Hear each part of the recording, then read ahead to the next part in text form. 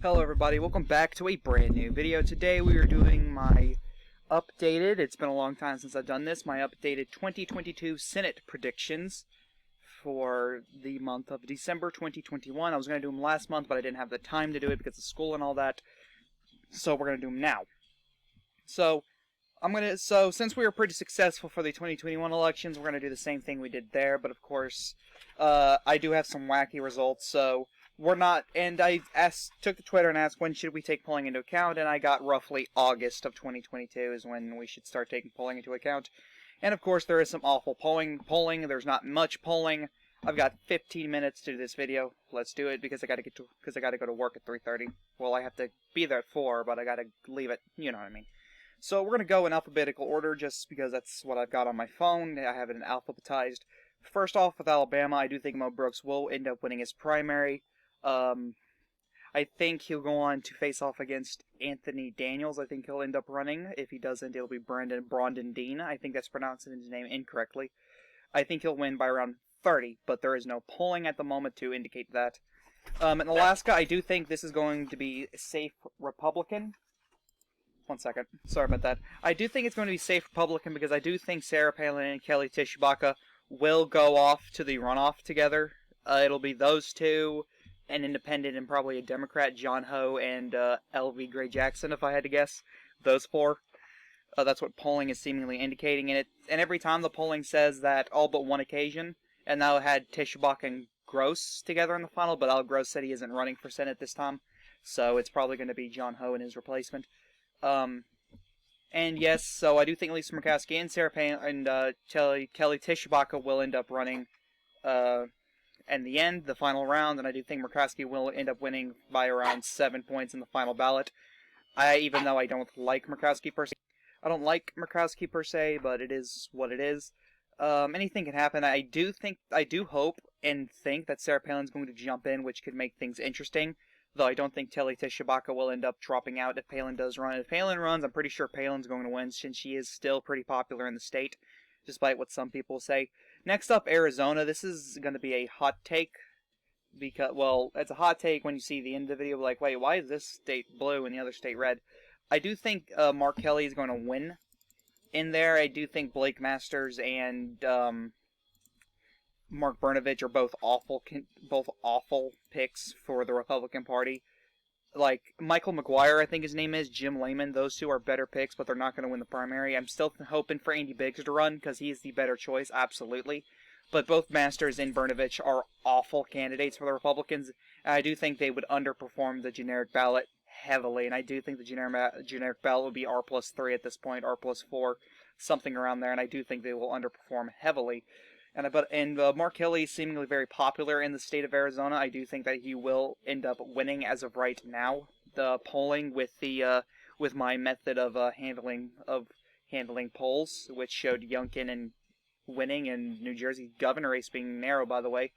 Right now it shows Kelly winning, and I don't think it'll be by 8 like my metric is showing. But yeah, it shows Kelly +8, but I don't think it will be Kelly +8. I think it'll end up being Tilt D at the end of the day.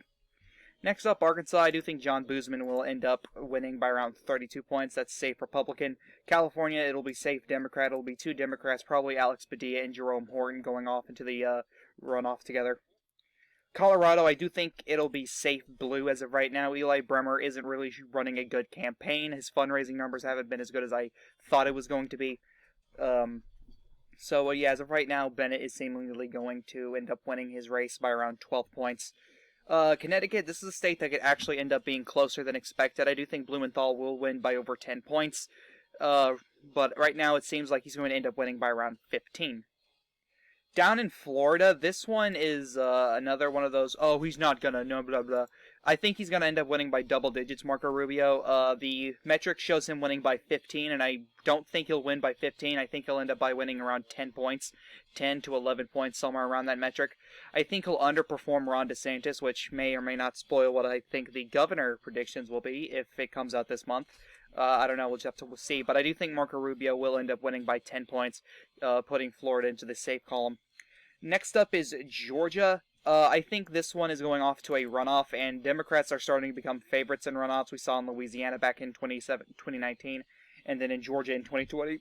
Both of those had different reasons for it. John Bel Edwards ran a better campaign than he did for the the jungle primary, and of course the whole 2020 election thing made Republicans want to sit out. But Democrats are finding more and more ways to do better in runoffs. So, and thus, I do think Raphael Warnock will end up winning in a runoff against Herschel Walker. Polling is starting to see Raphael Warnock take a sharp ahead against Herschel Walker right now. So I do think it will be tilt D as of right now.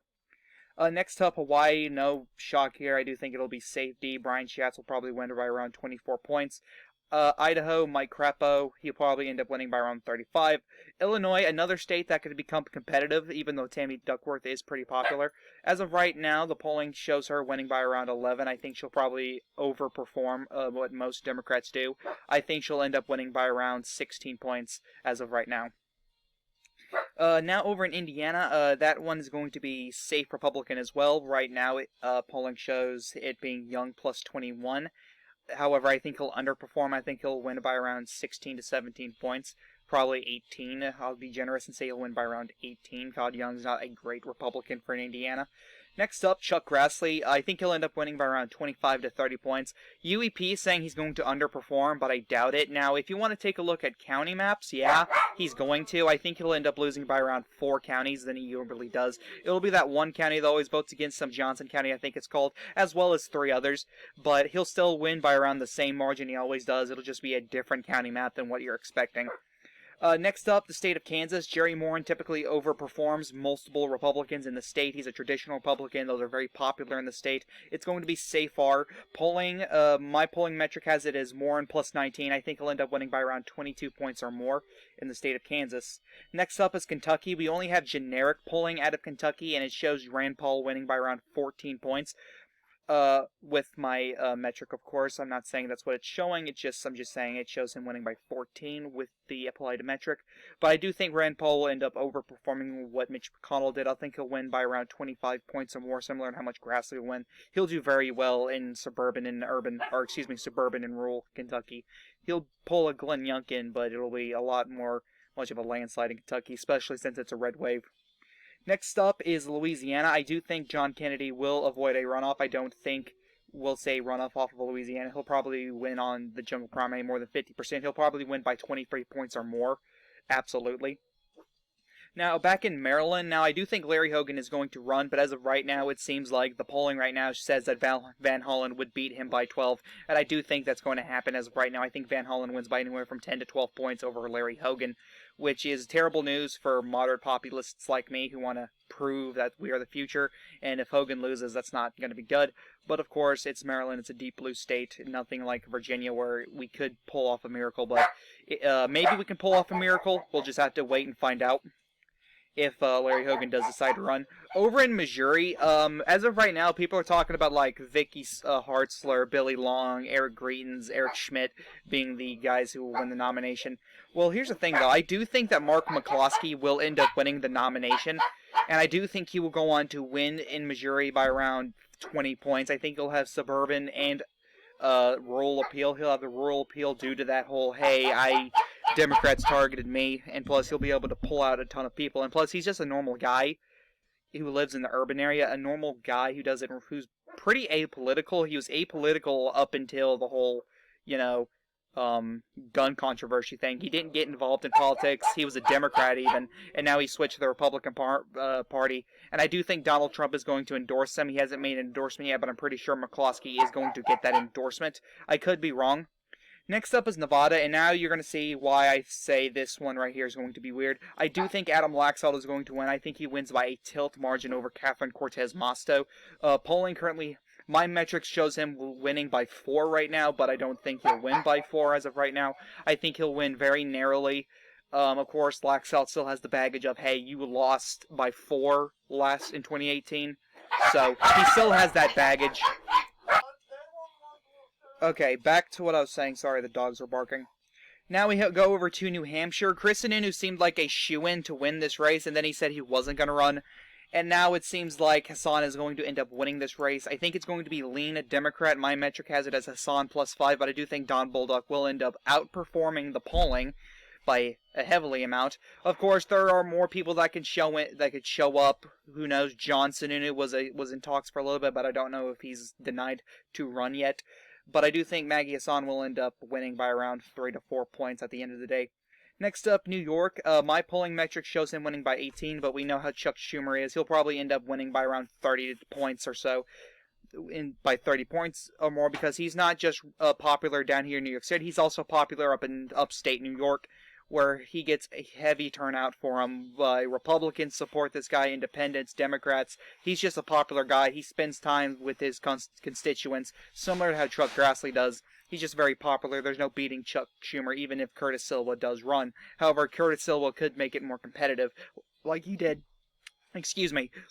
over in Queens, over in New York City.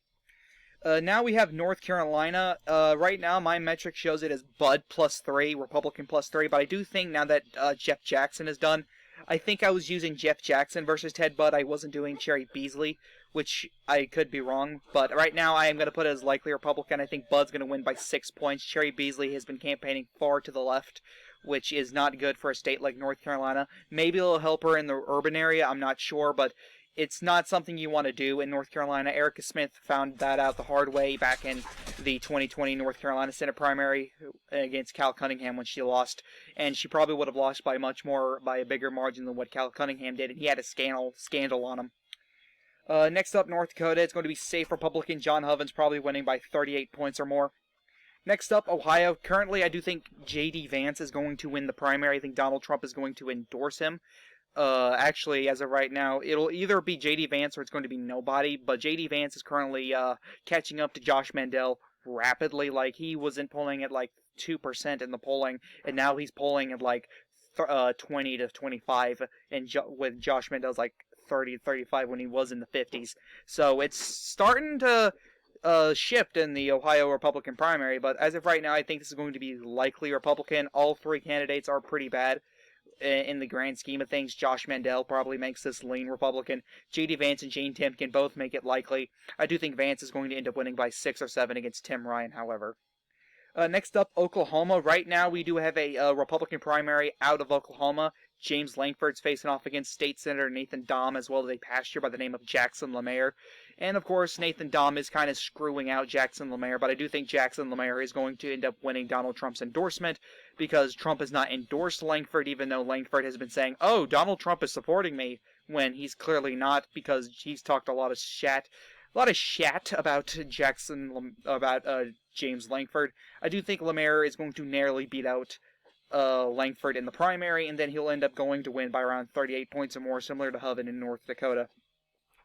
Now, Oregon, my metric shows it being Wyden +11, but similar to Chuck Schumer, he outperforms. I think he'll end up winning by 20 points or more, especially if he's running up against Joe Ray Perkins, who is an awful candidate for Oregon.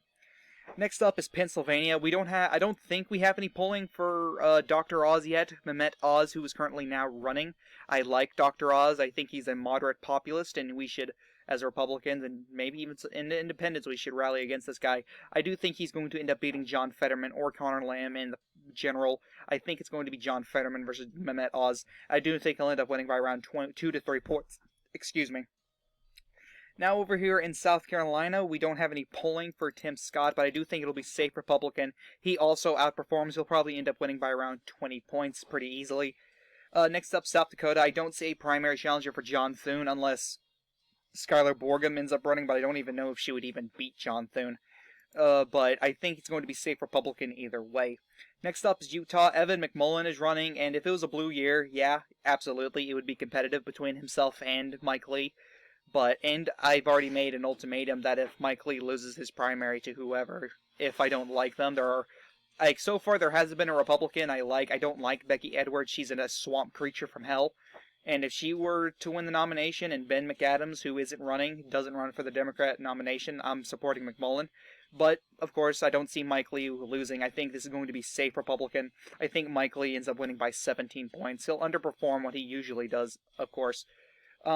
Next up is the state of Vermont. Patrick Leahy, the longest-serving Democrat senator in the country, is retiring, and now Peter Welch, probably not going to see a challenge. If so, it'll be against Burlington Mayor Miro Weinberger. I could be pronouncing that name wrong.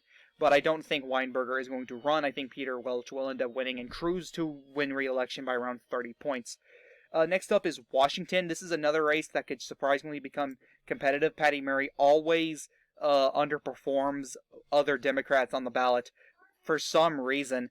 I think she's going to end up winning by around 13 points, a massive underperformance of what Joe Biden did.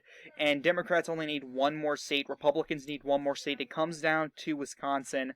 And guys, I'm sorry, my polling metric shows it being Johnson +8. But here's the thing, though. I don't think it's going to be likely Republican, because Ron Johnson's not a good candidate, really not.